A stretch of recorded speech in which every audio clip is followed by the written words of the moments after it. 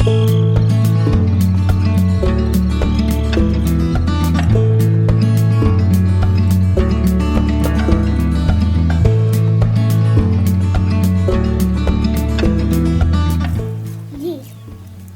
morning. This week we are worm farming.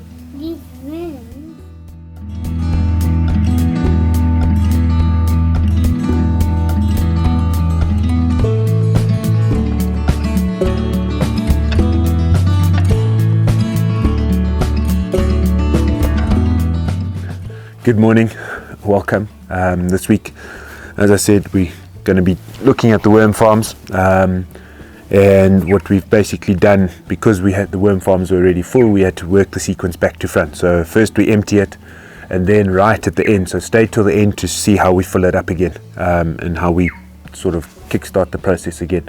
So wait till right at the end. Yeah. Hello, just quickly. So once you've made your worm bin, and you can see that there's a lot of casting starting to come through, a very dark, rich, almost clay type texture, you can start taking out the soil and start moving the worms to a certain area for collection to be reinstalled into your next batch of worms or your next worm bin. There's two things at play that benefit the process. One, the worms are photophobic, so they don't like light.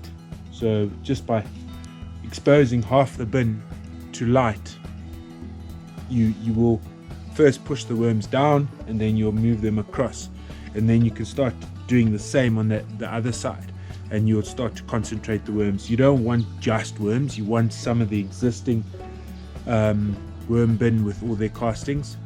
That is almost a good start for the next bin, because there's a lot of good microbes and bacteria and stuff in this worm casting soil, so you want to keep some of that so it can spread into the next bin. So that's the other thing that you can do, is manipulate your feeding. This is more of a long-term thing, so you just start feeding in the one spot, and then the worms will gradually start moving there. Yeah, what I'm just doing now is just slowly just taking off the top sort of inch of soil, and the worms will slowly start to move down. If I do see any worms here, it's not the end of the world. What I am getting here is worm eggs, any worm eggs that are left over, but that will hatch in the bed itself.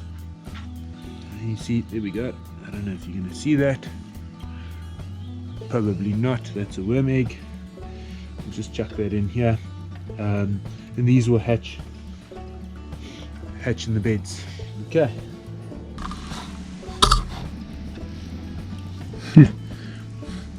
There's so many. What's really nice to see, sorry, I've put the camera right in the middle of the worm farm, in the worm bin, so you're seeing them wriggle and stuff here.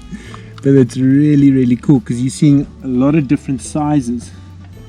Yeah, and this is turning into a slow process now, because I'm exposing them to sunlight, but I want them to start to move this way. So I'm actually going to take this whole thing off and get them to come this way. They must move now into the soil, so I can collect them. But there's so many little ones. Yeah, so this is an ongoing process throughout the day. Every time I come, every little bit, and I take some the mud, and slowly the worms start moving deeper and deeper and deeper, and then later on I'm going to have a whole bunch of worms in one spot here.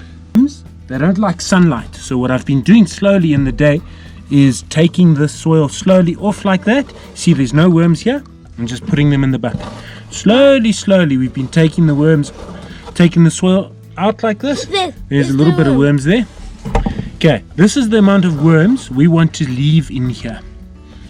Okay, so, and the soil. So now we want to take all of this and put it in here. You see that? All that worms. Yeah, all these worms. You in there? No, that's food that we want. Okay, So let's lift that up.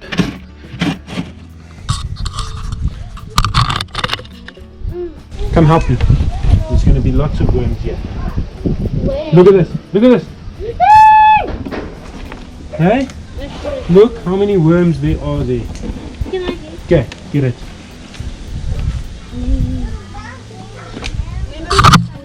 Where's that? Oh! This is a genius. Hey? This is a fantastic. Oh, we don't want to lose any. Okay, put all of the worms in quickly. Come, Etienne. Okay, then I'm going to show you how we're going to start this worm farm again. Okay, put all of that in.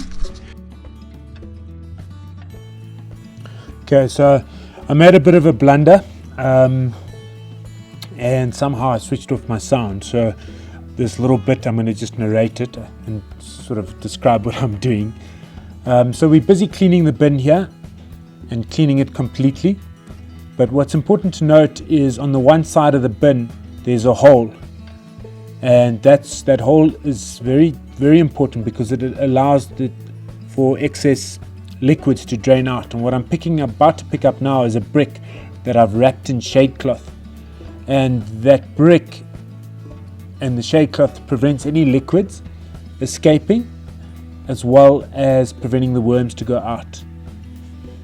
Now the next thing that I do is I'll actually place some charcoal over that brick and shade cloth. That just acts as another barrier for the liquids and the solids and the worms. Okay, and then the next step is just fill 3/4 of the bin full of cow manure, fresh cow manure, or as fresh as you can get. Why we add the cow manure and as the sort of the bulk of the bin is it provides a natural food source for the composting worms. Now, if you had an earthworm bin, this rich, nitrogen-rich manure would actually kill the earthworms. But for composting worms, this is a great medium for them to live in because it is food, and it's a great supplement to any sort of kitchen scraps we'll supply them. So if I run a little bit out of kitchen scraps, I'm safe in the knowledge that they've got enough food in the bin in terms of the cow manure to survive. So I'm not that stressed out by it. But in the interest of diversity, and that's the whole thing with our garden, is diversity, is to try and give them a varied diet. And that varied diet will provide us with a diversity of microbacteria and microbes for where these worm castings will ultimately end up, and that's the garden. So we're just pushing diversity. Okay, and then once we've done that, I go and get a layer of compost. Now the beauty here is that these composting worms can feed on the compost as well. So all I've done is given them, they're living inside their buffet here. But the compost is nice because it stops a lot of because we'll be keeping this worm bin quite moist with a lot of water, that cow manure might generate some smells. So we try and prevent that with the compost.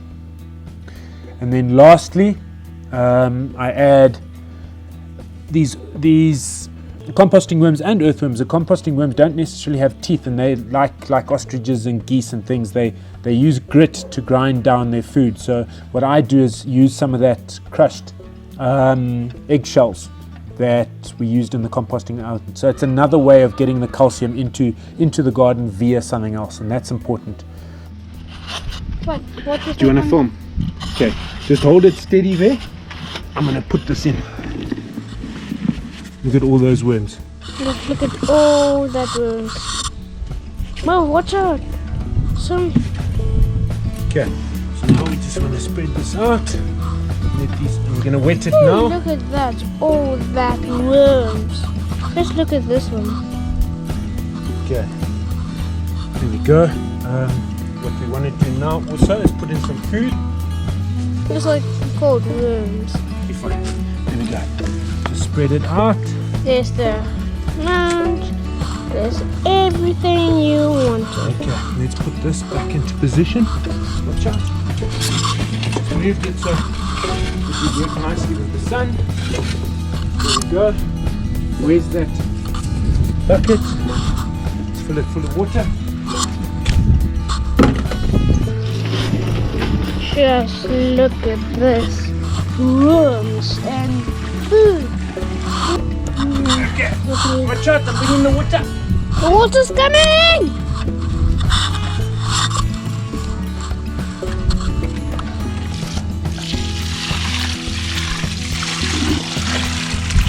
Just look at this flood. Should just come. And look at this. That should just drain nicely there. Shoot. Yeah, Just look look at it. Record the drip. There, it's coming. So this water coming down here, Etienne, is mostly just some of the cow manure juice and stuff. Eventually, when these worms start eating, remember we said what was worm poo?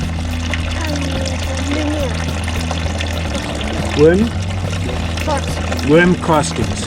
Once those castings start coming out, and then this will become like fertilizer, hey? Yes, it smells like